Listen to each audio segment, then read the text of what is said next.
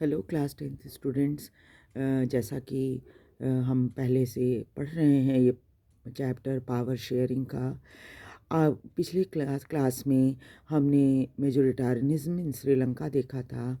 आज हम देखेंगे कि एकोमोडेशन इन बेल्जियम, कैसे बेल्जियम में एडजस्टमेंट की गई थी। चलिए देखते हैं चैप्टर को।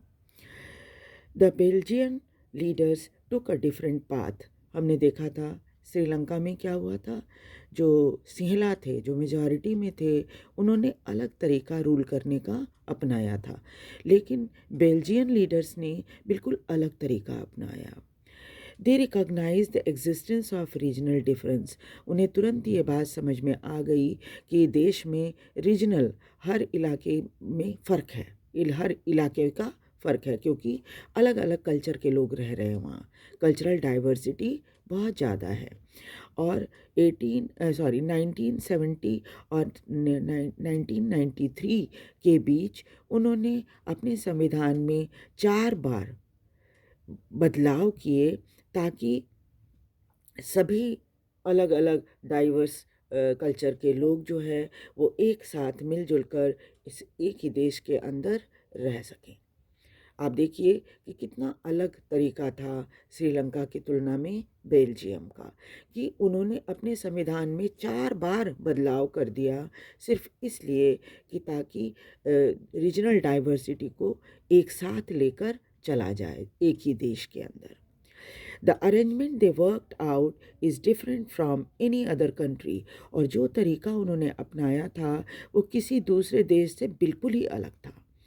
And very innovative. और इस तरह का जो तरीका था, जो मॉडल उन्होंने अपनाया बनाया था, वो बिल्कुल ही नया था। इस तरह के का जो तरीका था किसी देश में पहले नहीं हुआ था।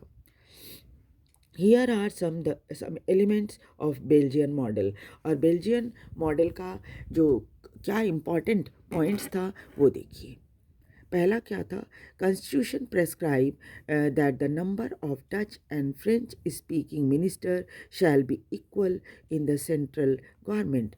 सबसे पहला जो संवैधानिक बदलाव उन्होंने किया था, उसमें क्या कहा था कि सेंटर में चाहे कोई भी सरकार शासन करे, डच और फ्रेंच, ये दोनों स्पीकिंग, डच स्पीकिंग और फ्रेंच स्पीकिंग, दोनों के जो मिनिस्टर होंगे उनकी संख्या बराबर होगी। कहने का मतलब क्या कि अगर कोई सरकार आती है और उसमें 20 मिनिस्टर हैं, तो उसमें 10 मिनिस्टर डच स्पीकिंग होंगे और 10 फ्रेंच स्पीकिंग होंगे, यानी दोनों इक्वल होंगे। और फिर क्या था कि some special laws required the support of majority of members from each linguistic group। हाँ, ये ज़रूर सुविधा उन्होंने कर दी थी। कुछ एक स्पेशल लॉ बनाए थे ताकि जो मेजॉरिटी मेंबर्स हैं, यानी कोई ऐसी लिंग्विस्टिक किसी, जैसे डच संख्या ज़्यादा थी बेल्जियम में, तो स्वाभाविक है ये मेजॉरिटी में तो हो ही जाएंगे, लेकिन इनको कुछ छूट मिली थी, लेकिन ऐसा कुछ खास उन्होंने नहीं किया था। और क्या छूट मिली थी वो देखिए। 10 no single community can make decision unilaterally. उनको इतनी पावर नहीं दी थी उन्होंने कि वो अकेले ही कोई फैसला कर सकें, जैसे श्रीलंका में सिंहला जो थे वो कर रहे थे, सारे फैसले कर रहे थे, तमिल को इग्नोर कर रहे थे। यहाँ उन्होंने इतनी पावर किसी भी लिंग्विस्टिक कम्युनिटी, चाहे वो डच हो या फ्रेंच हो, दोनों में से किसी को नहीं दी थी। दूसरा पॉइंट क्या था? Many powers of the central government have been given to state government of the 2 regions of country. और हमने पढ़ा था कि इसके 2 रीजन थे। एक कौन सा था? एक बेलोनिया रीजन और दूसरा फ्लेमिश रीजन। और इन दोनों में क्या किया था? सरकार ने संविधान में ये व्यवस्था कर दी थी कि इन दोनों रीजन को जो पावर है वो इक्वल मिले। सेंट्रल गवर्नमेंट को जैसी पावर है वैसे ही इन दोनों रीजन को भी दिया जाए। उसके बाद क्या व्यवस्था हुई कि ये लोग जो हैं, the state government are not subordinate to the central government. और सबॉर्डिनेट आप समझते ही हैं ना कि जो नीचे स्तर का हो। नीचे स्तर यानी कि सेंटर बहुत पावरफुल है और जो स्टेट है उसको कम पावर दी गई है। ऐसी कोई व्यवस्था इन्होंने नहीं की थी।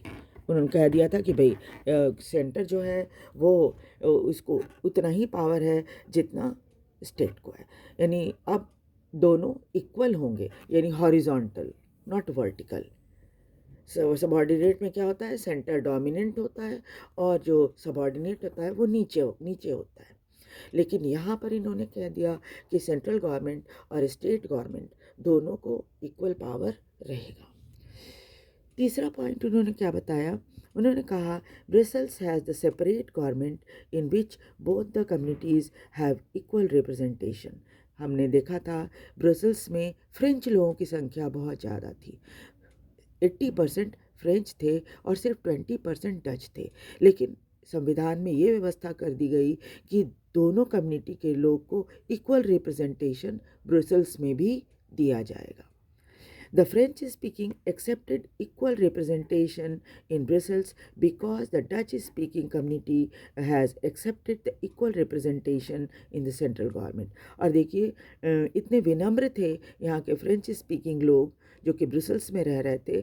उन्होंने इस बात को स्वीकार कर लिया कि जब पूरे देश में मेजॉरिटी में डच है, लेकिन उसके बावजूद भी जो संविधान में बदलाव किया गया है दोनों कम्युनिटी को इक्वल बनाने में, जब वो पूरे देश में इस बात को मान रहे हैं तो हमें ब्रुसेल्स में इनको इक्वालिटी देने की बात मान लेनी चाहिए। और इस तरह से क्या हुआ कि डच स्पीकिंग लोगों की को भी बराबर रिप्रेजेंटेशन सेंट्रल गवर्नमेंट में ब्रसेल्स में भी दिया गया। इसके अलावा उन्होंने क्या किया, ये जो चौथा पॉइंट है वो देखिए, apart from the central and the state government there is a third kind of government. उन्होंने तीसरी तरह की भी एक सरकार बनाई। वो क्या थी, this is community government is elected by people belonging to one language community, Dutch, French और जर्मनी स्पीकिंग। यहाँ पर इन्होंने कम्युनिटी गवर्नमेंट बनाई। आपको पता ही है कि 3 तरह के लोग वहाँ पर रहते थे, डच कम्युनिटी के लोग, फ्रेंच कम्युनिटी के लोग और जर्मनी स्पीकिंग। हालांकि वो 1% ही थे जर्मनी स्पीकिंग, लेकिन इसके बावजूद भी इनकी भी कम्युनिटी बनाई गई और कहा गया कि भाई ये देखो, no matter where they live, वो पूरे बेल्जियम में कहीं भी रहते हों, उनको कहा गया कि भाई आप इस कम्युनिटी गवर्नमेंट के सदस्य बन सकते हैं। And this government has the power regarding cultural, educational and language related issue. और उन्होंने कहा कि भाई जो डच स्पीकिंग है वो अपने कल्चर, एजुकेशन और लैंग्वेज से रिलेटेड कोई भी इशू को अब ये कर सकता है, उसके लिए कुछ काम कर सकता है। फ्रेंच स्पीकिंग को कहा गया कि तुम अपने कल्चर, एजुकेशन और लैंग्वेज रिलेटेड इश्यूज़ को इसमें कम्युनिटी गवर्नमेंट में उठा सकते हो। और जर्मनी स्पीकिंग को कहा गया कि तुम भी cultural, educational and language related issue को अपने जो कम्युनिटी गवर्नमेंट तुम्हारी बनी है उसमें तुम उठा सकते हो। You might find Belgian model very complicated. ये सब देखकर तो लग रहा है कि कितना कॉम्प्लिकेटेड होगा वहाँ का मॉडल जो है, नया मॉडल जो बनाया है वहाँ की सरकार ने। But Indeed it is very complicated. हाँ, ये ज़रूर कॉम्प्लिकेटेड है, लेकिन क्या है, पीपल लिविंग इन बेल्जियम और लोग जो वहाँ रह रहे हैं उनके लिए भी ये बहुत ही कॉम्प्लिकेटेड लगता है। But these arrangement have worked well so far. लेकिन ये अरेंजमेंट जो बेल्जियम की सरकार ने बनाई कॉन्स्टिट्यूशन में बदलाव करके, ये अब तक बहुत अच्छे से चल रहा है। And they help to avoid civic strife between two major communities. और इसकी वजह से कई जगहों पर जो एक दंगे की स्थिति होती है ये अवॉइड करने में कामयाब हो गए हैं। A possible division of country on linguistic line, और लिंग्विस्टिक पॉइंट ऑफ व्यू से अगर आप देखिए तो देश के बंटवारा के होने में भी इसने रोक लगाई है।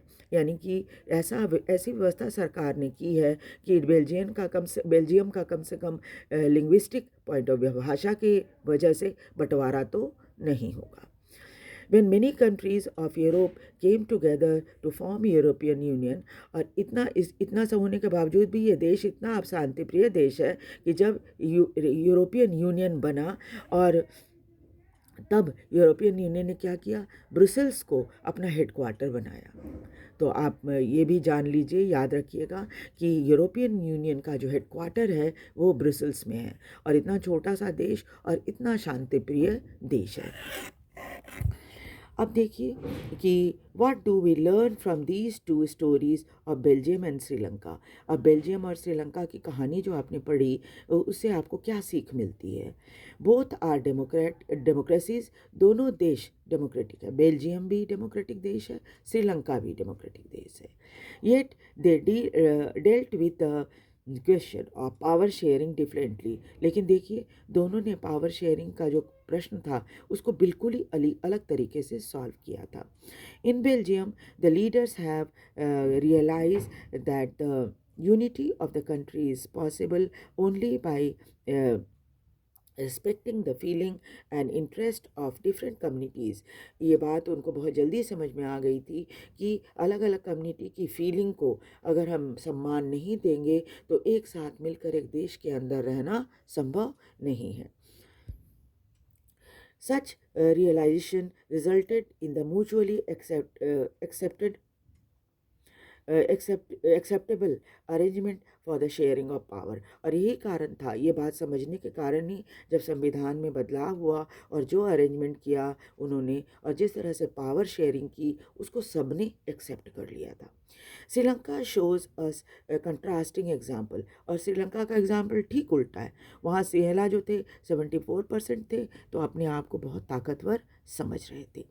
It shows us that if a majority community wants to force its dominance over others, इसलिए ये बात आप समझ ही गए होंगे कि अगर कोई एक कम्युनिटी ज़बरदस्ती अपने डोमिनेंस को दूसरे के ऊपर थोपे, रिफ्यूज़ेस टू शेयर पावर, और पावर शेयर करने से इनकार करे, जैसे श्रीलंका में किया कि तमिल लोगों की बात को वो सुनने से बिल्कुल इनकार कर रहे थे।